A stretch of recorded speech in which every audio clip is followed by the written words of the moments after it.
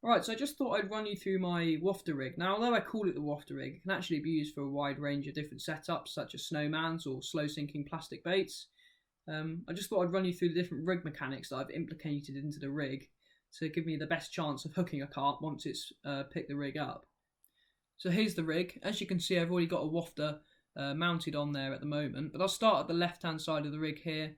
I've got an overhand loop knot here just to allow me to attach a quick link swivel or a quick chain swivel, just to increase the efficiency of my fishing. So as soon as I get a run, I can get a new rig on there and send it straight back out again, just so I know that it's straight on the spot and I've got more of a chance of catching another fish really.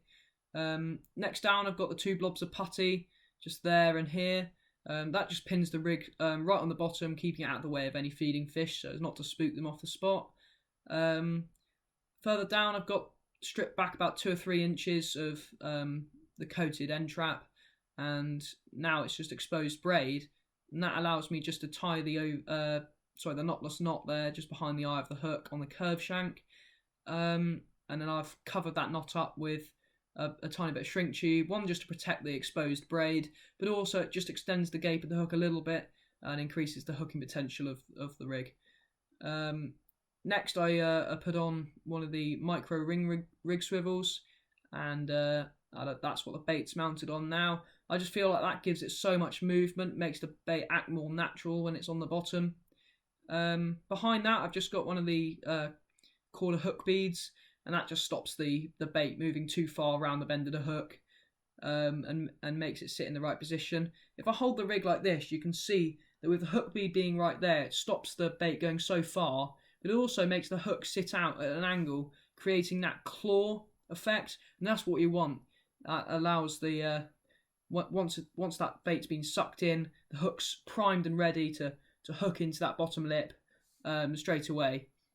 So the best possible position there to hook straight in. You can move that hook bead as well, depending on your personal preference or the size of bait that you're using as well. So it's a very versatile rig, as I said.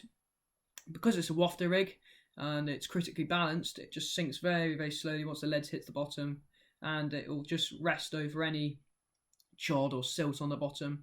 The reason I got this rig together was basically just because of the place I'm fishing at the moment, a place known as Showbrook Park, near to where I live.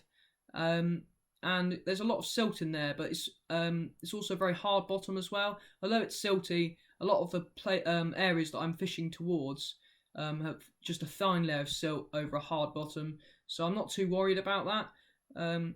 I may increase the length of the rig if I was fishing in the deeper silt, but for now I'm very happy with how this rig is working. The rig mechanics seem near enough perfect. There's always things that you can tweak and change when fishing, but that's the beauty of it with tying your own rigs up. So I definitely recommend giving this one a go. It's caught me a lot of fish, and yeah, I definitely get some materials together and give this one a go.